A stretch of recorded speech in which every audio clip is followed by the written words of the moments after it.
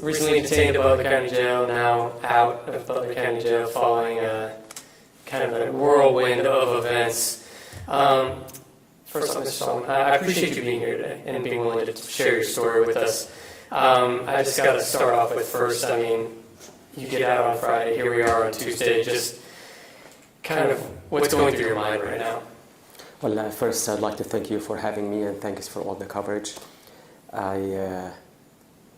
I think I wouldn't be free today without the great voices that decided to speak for me and without the good professional media coverage to my story. So thanks for doing that. I really appreciate it. As for what is happening to me since Friday, as I said in the press conference, I just feel like someone who was reborn. It was beyond the dream. This was beyond the dream. They managed to make me lose hope in having a just trial and due process. So to be completely honest, I'm getting better. You know, as every day I'm closer to believe that I'm free. On Sunday, I was with some friends, and in the middle of a conversation, I asked them, am I really sitting with you and talking to you right now? This is beyond the dream, and I know this is, I'm not in denial, but it's just beyond what I have been dreaming. So to be honest, this is big, and I'm trying to take it slow to really believe that I'm free. I'm not in jail, I'm not in the box. I'm talking to people, I'm eating food like normal people. I see the sun and the sky. It will take some time. Still trying to process it. Yes, it's not easy. So obviously, you know, we've covered your story extensively. We know kind of the backstory. We know you arrived here in 2014 from Egypt, seeking political asylum. When you're granted asylum in 2018, do you think at that time, like, everything's fine and, you know, we're done with this process, or was there some indication that something like this could happen to you down the line? Not in my worst dreams, not in my worst nightmares. Honestly, one of the most difficult things about this traumatic experience is I thought this country promised me a safe home.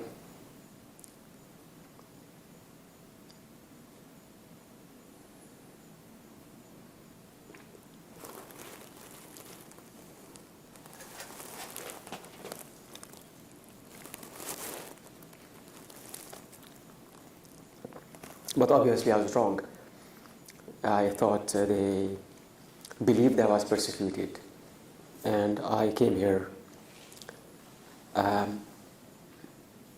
fighting for my right to life. And I provided every evidence. Like as I said, my case is textbook of asylum eligibility. And so I thought they promised me a safe home. And although I lived for 11 and a half years without my family, away from my life in Egypt. And I had a lot of rough situations here in the US, but I was okay. They denied my right to have my green card after 6 years of me filing for the green card, which is much, much longer than other people who have a different skin color, different faith, a different language they speak. But I still, you know, survived this. But to tell me, not only we are revoking your right to live in our country, but we're even revoking your right to life, because we're going to send you back to where you escaped death. It was just never in my worst nightmares that I expected to even have my eligibility for asylum in question. And then, I guess, what time frame was it where you started maybe getting inklings that this could happen to where your asylum gets revoked, under your green card applications turned down? Is that roughly 2020, 2021? When was it in your mind maybe like, hey, this could happen down the road? So yeah, it took different stages and steps. So I think it started when I filed lawsuits against the government because of the flag that popped up in my name in 2021. And I never ever imagined that this would put me in this hell of a life. And I promise if I knew that, I would never do it. Although I know this is a constitutional right. But again, this America is not the America that they told me it was. So after having my first green card interview in 2023, it went okay, and I thought I'll get my green card, but then they never sent it. Then I was invited for another green card interview, and that's when my legal team said, it seemed like somebody is trying to put you in trouble by inviting you for a green card interview, but it's not a green card interview. It's going to be an interrogation. Someone would like to find some inconsistency in anything you applied for in the US, so they can take something against you. This is when I started feeling like somebody is targeting me, like really targeting me. In the past, I was targeted, but it was not as clear as that. And that's exactly what happened. In my second green card interview, most people here get their green card without even one interview, and I had two. In that second interview, there were two officers. One is a USCIS officer that I met before, and there was another person from another agency. I don't know which one was. And basically, they prepared so many questions outside the normal green card application questions. So this was actually illegal to ask me this question about my life, my political views, my religious views. They questioned every certificate, every degree that, college degree that I had. They even asked me how far was the institution that I studied in Egypt from my home. Ridiculous questions. Somebody was just trying to twist what I said and put some words in my mouth so they can find some contradiction or some discrepancy. So this was the second sign that they were looking for something against me.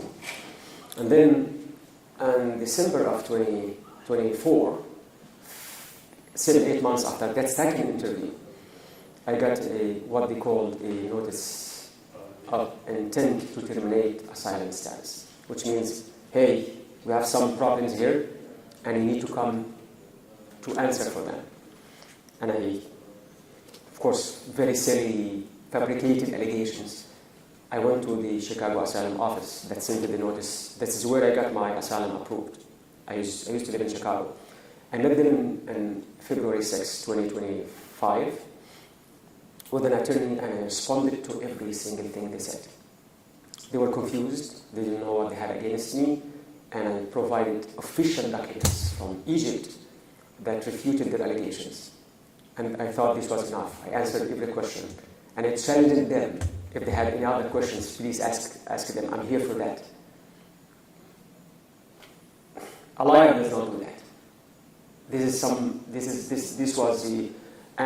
were the answers of someone who was confident that he was eligible for asylum. Then it took them 4 months, and they sent me a notice of termination of asylum in June of 2025, which means you're no longer in a status. And then I got the invitation to meet ICE. Right now I'm out of status, so now ICE can take control of the situation until I get deported, if I get deported. But the notice of termination was accompanied with another notice to appear for an immigration judge, because the Constitution does give them the right to terminate an asylum, of course, based on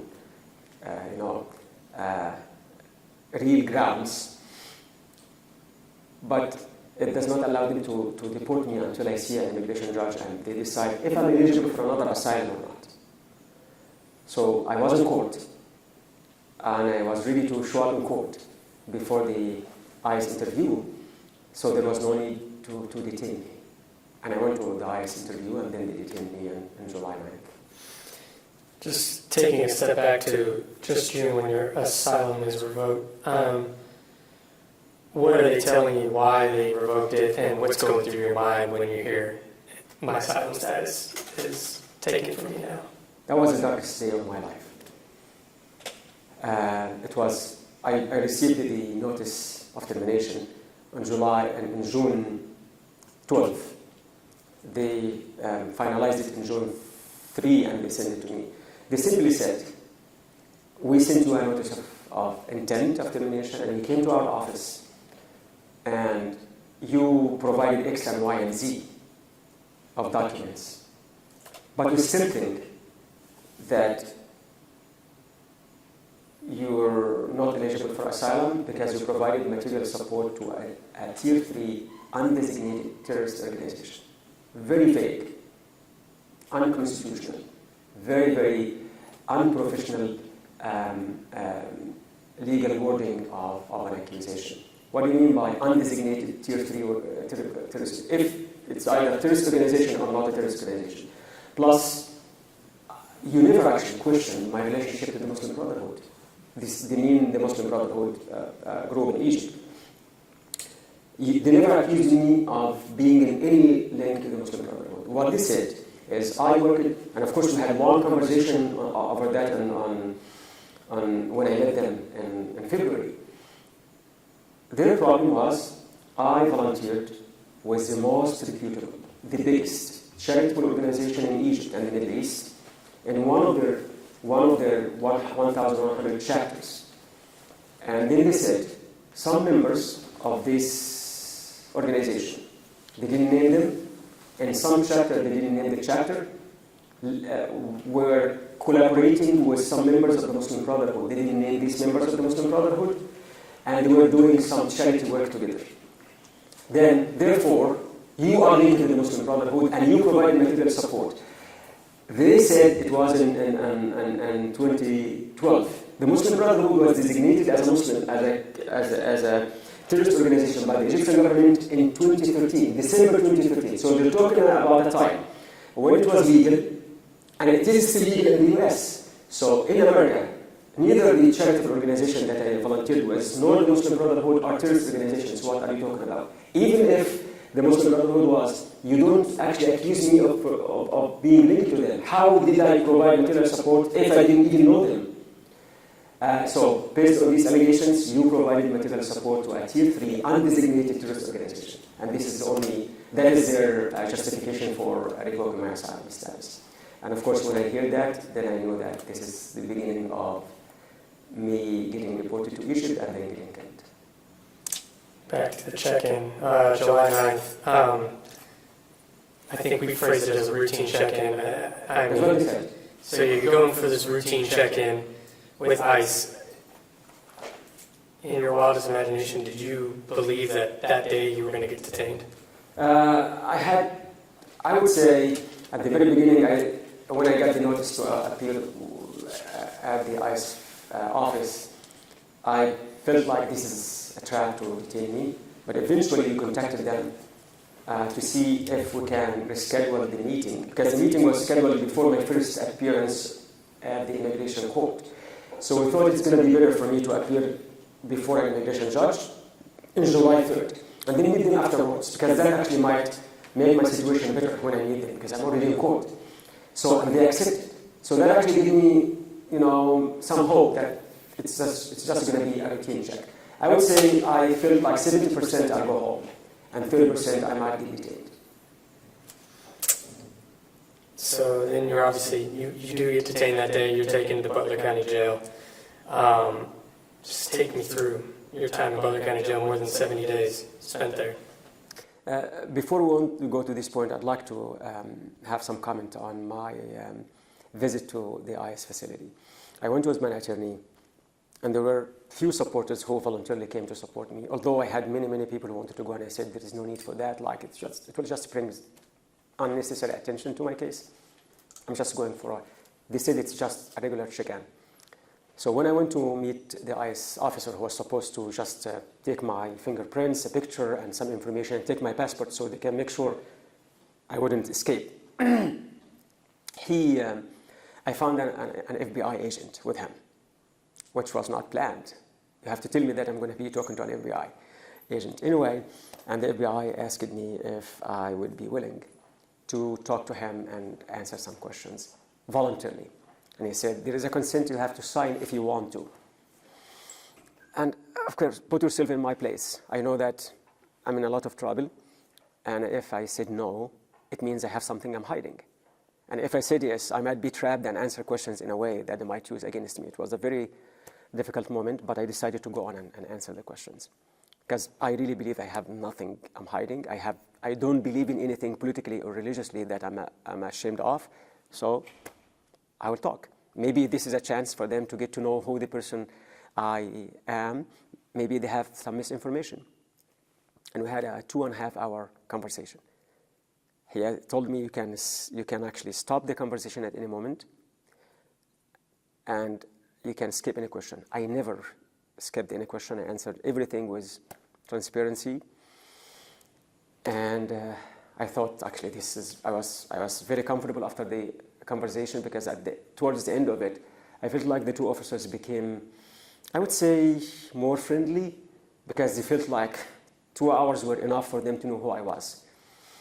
And this is probably the wrong person that they're targeting.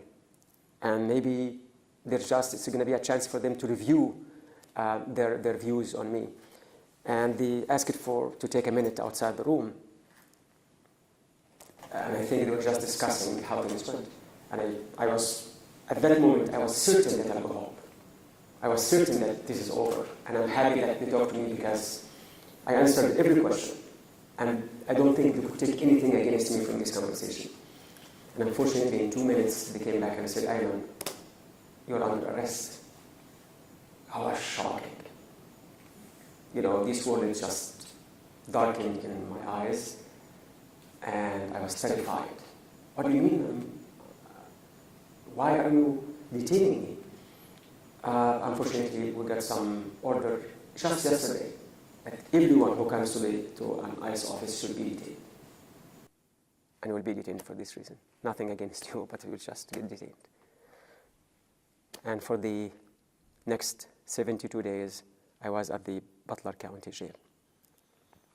One of the most traumatic experiences in my entire life. Tell me why.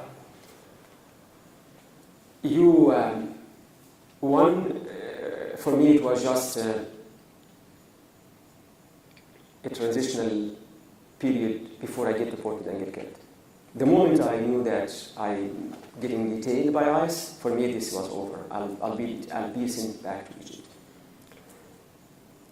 Not because I don't have the reasons to stay, not because I'm not eligible to stay, but because of the political climate. I don't think that anyone has any chance to win in immigration court these days. Judges are being fired, and the administration is, pressuring everyone. So I don't really think I have a chance to win, although my case is black and white. There is no way my case in a fair trial would be dismissed. There is no way. I would definitely win. But I know that this was the worst time in civil rights and constitutional rights in America. So for me it was terrible. For the next 72 days, I got to believe that the moment you enter the Butler County Jail, I think in a jail, you just leave your rights, your freedom, and your dignity as a human being at the door. You're being humiliated, you're being stripped of your many rights.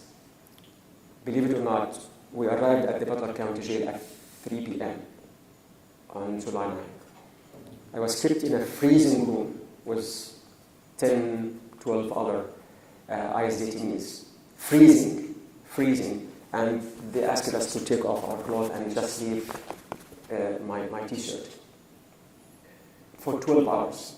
For 4 or 5 hours, I begged them to use the toilet or bathroom, and they were not allowed to do that. And an officer was even mocking me when I was asking to use the bathroom. By midnight, after 9 hours, they did what they call booking. Booking means you're just registering to be a detainee now. From now on, take off your clothes, get the jail uniform, and when they took me with 2 other South American detainees, they were also ICE, they asked us to take off all of our clothes and strip naked, and so we can put on the jail uniform. I said, what are you talking about? I cannot do that. I can't actually strip naked in front of anyone, no matter what. He said, no, hey, listen, you're not outside anymore, you are here in jail, you have to listen. I said, no one will force me to do that. And actually, there's some screen wall in the back. I could actually go back and just change and get, no, you have to strip naked and I have to look at you. And of course, I insisted, and he started mocking me. Hey, you're telling me that you're traumatized, you're stressed out, this is injustice, you get detained unjustly, I don't care. I don't care, call me whatever. And he's using, ugly words. These people shouldn't be dealing with human beings like us in jail. These people should be in a psychiatric facility to be treated. How are those people? What crime did I commit to treat me this way? Even if I committed a crime, apply the law. Why do you dehumanize me and humiliate me this way? So it was traumatized from day one, and to be completely honest, there were so many kind and nice officers who did not agree on that. Many of them said, we're sorry you are here and our families are praying for you. But unfortunately, these violations made the experience traumatic from day one. And for the next 72 days, you didn't see the sun, you eat trash food, you're getting logged in your cell for 19 hours a day. And you're out less than 5 hours a day, and sometimes you get logged in for whatever emergency. That is dehumanizing, that is stressful, and every single day passes, you're getting closer to believe that there is no hope. You kind of touched on it there, but conditions inside the Butler County Jail for you, personally, can you touch on that a little more? So, I lost 12% of my weight. I lost 20 pounds in these 72 days. Food is disgusting. And you are ordering commissary food. It's, I would say, McDonald's meals are like 5 times better than these meals that you pay for $17 and for a burger meal and fries. So you don't get really to eat good, healthy food. I don't know who is checking the nutrition, and a lot of stress. You have to listen to the commands and orders. Some officers treated me very, very, very well, and I really appreciate that, and I'd like to thank them. And some of them, I think they were either Trump supporters, or they are, anti-immigrants, or just some psychopaths like this guy that I was talking about, and they definitely did not respect you. Second, there is no privacy. Like you're sharing a cell with someone and you're having a small toilet inside. You have to ask the officer to lock the door so you can use the bathroom, and you have to hang curtain so you could use the toilet.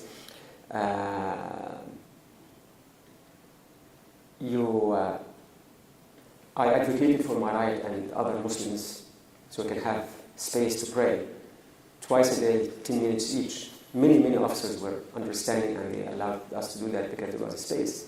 And there was an officer who had a history of accusing Muslims, or at least he's in court for multiple lawsuits filed by Muslims accusing him of abuse or harassment. And we had an argument, like asking him, why don't you allow us to just use this room for 10 minutes? And this room actually is used by every pastor who comes, every imam who comes. So why are you not allowing us to pray in? And he refused. I said, can you ask someone who can have an answer? He said, no. I said, can I call someone to ask why you are not allowed here? He said, no. Then I said, okay, I'll talk to my legal team to ask them to ask this administration, to the administration of this jail, so we can see why you are not allowed to use this room. And he lied to his surgeon and told them I was disobeying a lockdown order, which is a big thing. And all of a sudden, he clicked the button. A lot of officers came, and I got arrested. I got handcuffed, taken to a cold room, and then I was in isolation, solitary, for 5 or 6 days.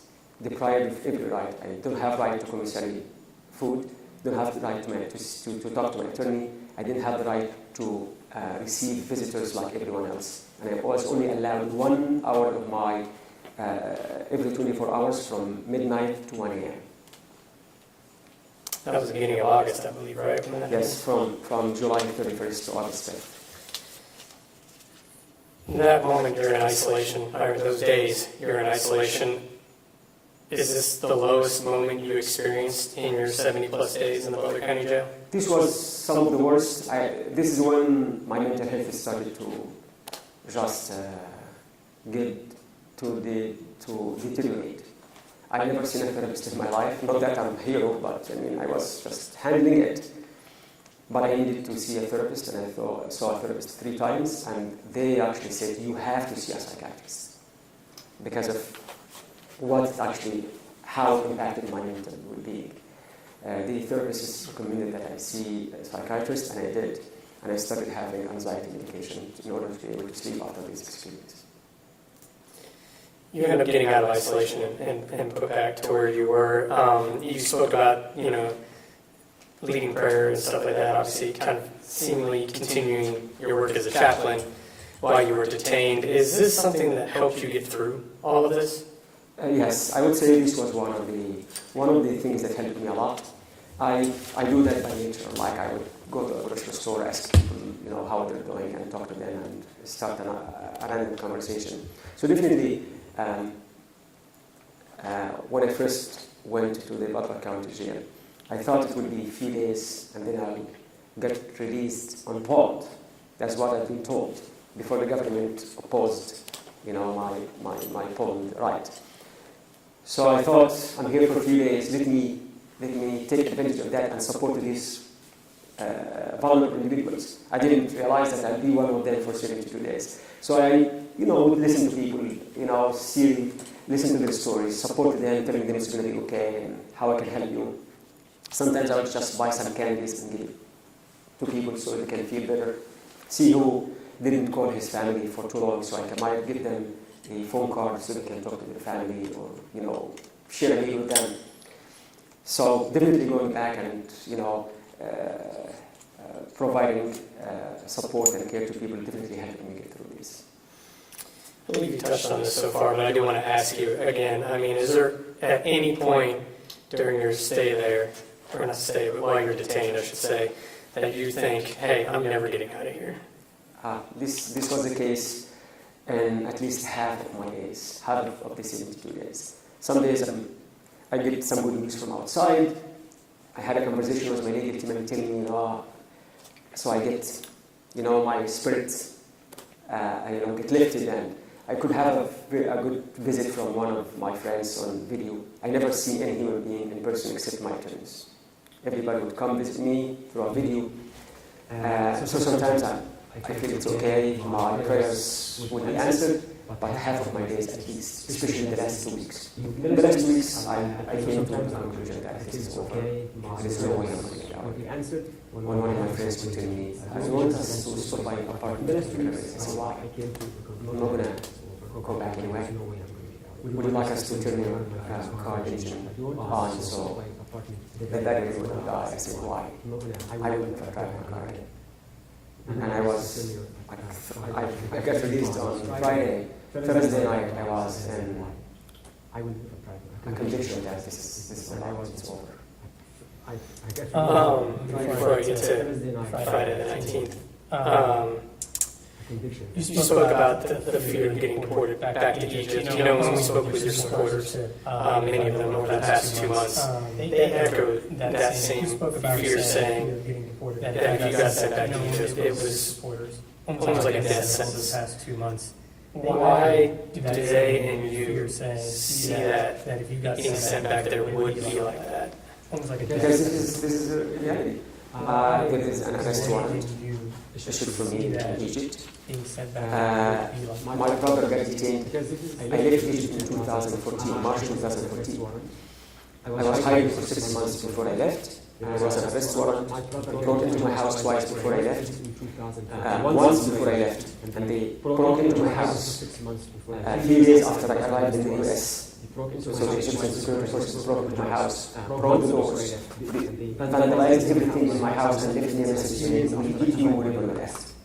So the Egyptian security forces broke They detained my younger brother for 2 hours in November of 2014, 7 months, 8 months after I arrived here.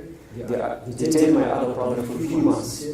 He never had any political activism, and the main reason they detained him was because of me. That was in 2020. And they detained my wife's nephew in October 2024. And he was asking about his relationship with me. So basically, these people are chasing me since 2014, since I left. And their supporters left the calligraphy on the walls of my house saying, "You're a traitor, and we will execute you." So the Egyptian regime right now is one of the worst and one of the most repressive regimes. If you read Human Rights Watch, Amnesty International, even the State Department and annual report on human rights all over the world, Egypt is one of the worst. Tens of thousands of people are under detention for their political views. I think in an interview with BBS. So Egypt has one of the most, one of the worst dictatorships. In frontline BBS, frontline the Egyptian dictator was faced with the fact that he had over 120,000 political detainees. Many of them never seen a judge. We have thousands of forcibly disappeared people. People got caught from the street, from work, from house. Their families for 12 or 13 years, so they don't know where they're at, whether they're dead or alive. So for someone like myself, after the US accused me of terrorism, just imagine if I get handed over to Egypt, what they will be doing. So that gets us to Friday, just a few days ago. Obviously a special day for you, a day you really didn't anticipate. Can you just take me through that day, that morning, up until the afternoon? Friday was, I would say, one of the greatest days of my life. This is when I was reborn again. I'm just telling you, on Thursday night, I almost gave up. And I had a phone call scheduled with Congressman Greg Landsman. He was involved in my case even before I got detained because, I sought his assistance and his office assistant as an elected official to address and talk to the USCIS to give me my green card. And he was really following up with my case, and he asked if we could have a phone call. And this was the first phone call we had since I got detained. And his office reached out, and one of his assistants was really doing a great job, and she was one of my biggest advocates, Melissa. So we had this phone call scheduled for Friday at 11 a.m., I think. And they took me out of my cell to talk to him. We had a nice conversation for like 30 minutes. And then they took me back to my cell by 12. And I was just waiting for another difficult day in jail. And 10 minutes later, an officer is calling me and saying, "Ayman Soliman, pack your stuff." Pack your stuff means you're moving to another cell, to another pod, and maybe to another jail. In my case, another jail will be difficult because there is a court temporary restraining order, so they can't move me from Ohio. Well, basically, they can do anything. They can violate the law, but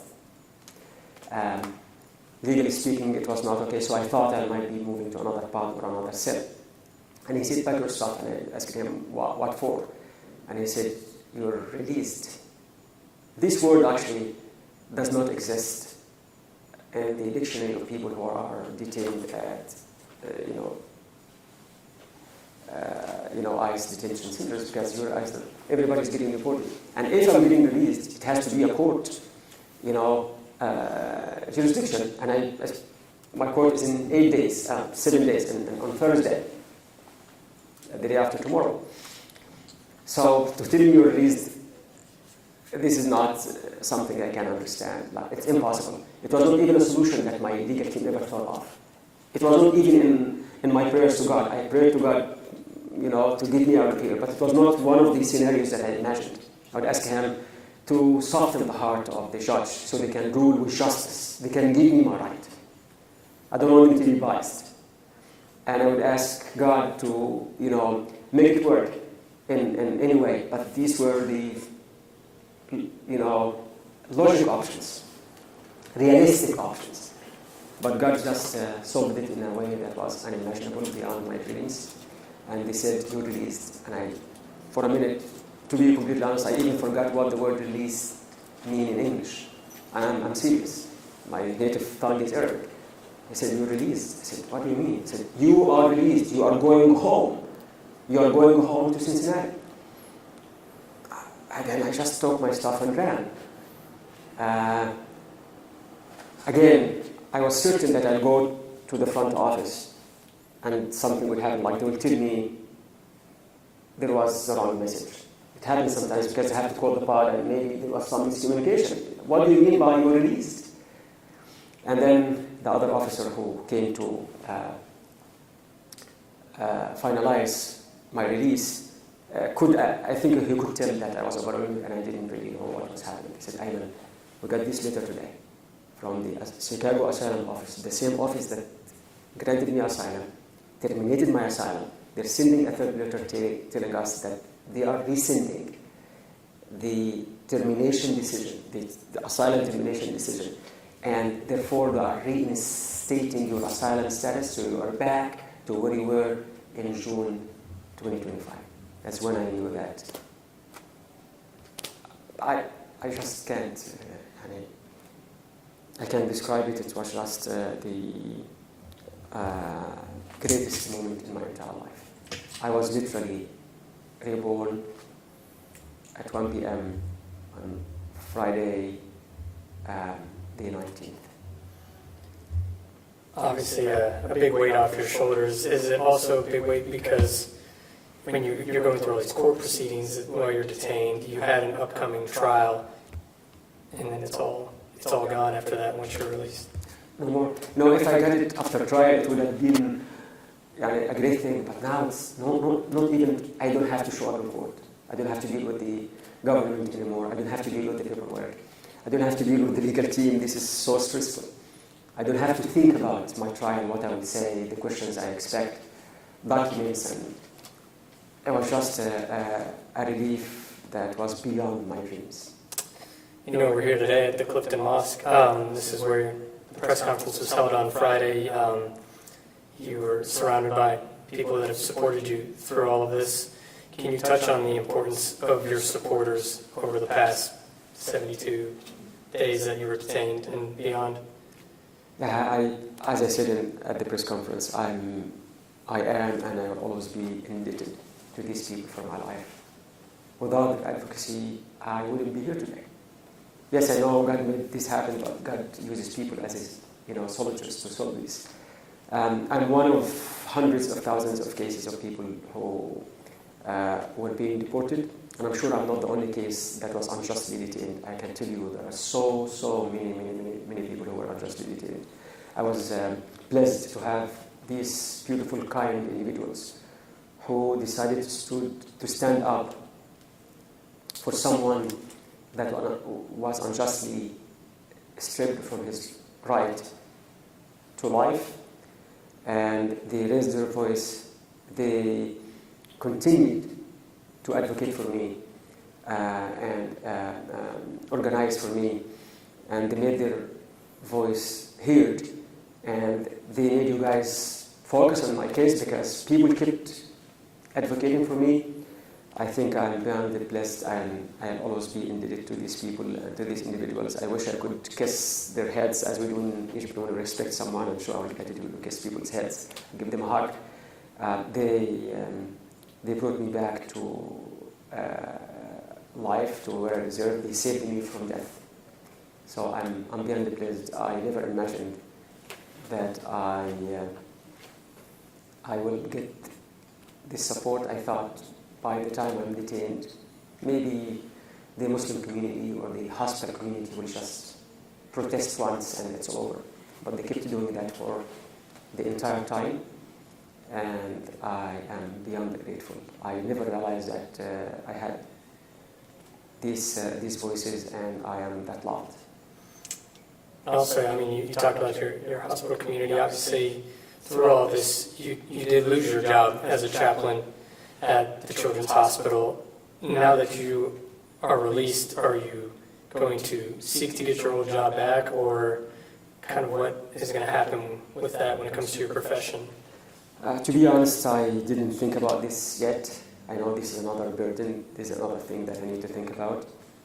I think caring and serving people is in my blood. I will definitely serve people in any capacity. But for now, I'm not really sure if I'm ready to even consider that. I think this traumatic experience, although, thanks God, it ended in the most joyful, unexpected way. But I think the 72 days was all, not even the 72 days, since June of 2020, since I got my asylum status terminated, it was too much that it will leave a lot of scars and a lot of wounds in my life that I think it will require some time to heal. And I think it's fair for me, for the community, and for the patients and families that I will take care of this first. I'm not sure if I'm ready to be that chaplain again. And I mean, it does kind of touch on what I was going to ask, just kind of wrapping this up, but what does come next for you now? Obviously, you do have your asylum back. I think you did mention on Friday that you were going to take steps to become a citizen. Is that correct? Yeah, right now I'm eligible for the green card for the past 6 years to be a permanent resident, and my legal team are pushing to, now there is no barrier, to get the green card. So hopefully I can get my green card soon, which is a good step. It's not the end. The end is after 4 years I can apply for my citizenship. I hope it happens. But for now, as I said, I just need to take some time for myself. Definitely I will serve the community in any capacity. This is my future, this is my life, this is my passion, and this is the right of this community that saved my life, and I think they have an ethical and moral obligation on myself to give back and serve them back. Are you working to get your family over here as well? And I mean, has it been 11 years since you've seen them? Yes, I have a son who is 16 right now. I have never seen him for the past 11 and a half years, only on the screens. I have been trying to bring them here since I applied for asylum, and they are eligible to come here 7 years ago. And again, fortunately, their applications got frozen because of my situation. A lot of things have happened since then. I would say my family is almost broken because of this experience. I hope things could work out, and at least I could see my son. Very last question. What do you want people to take away from your story and your experience? Few things. One, this is not America that we want to live in. No one should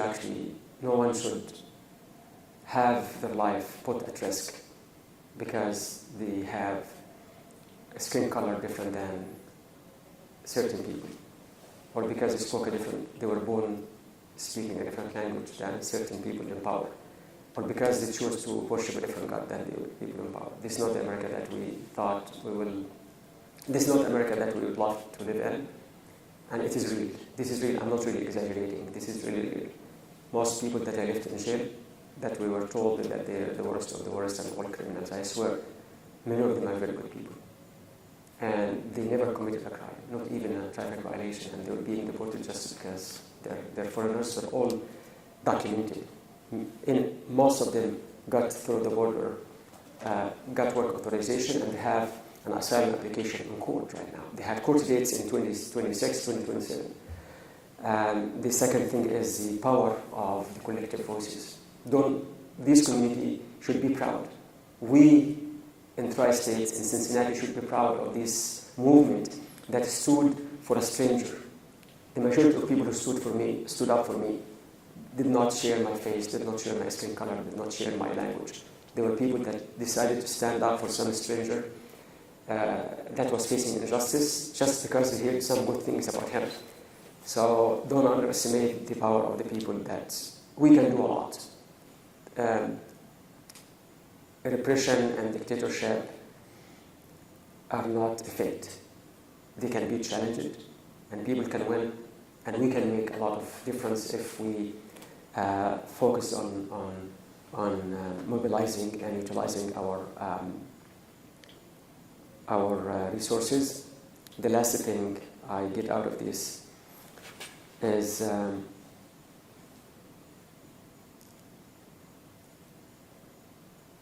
I'm sorry to say that I don't really know if and when I will call this country home again.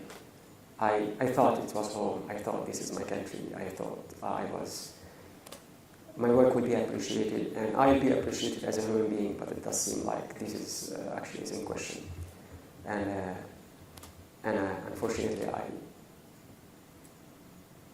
I had to rethink this, and I'm not sure if I will ever believe that this is my home. And I'm sure there are millions of people who are thinking the same way.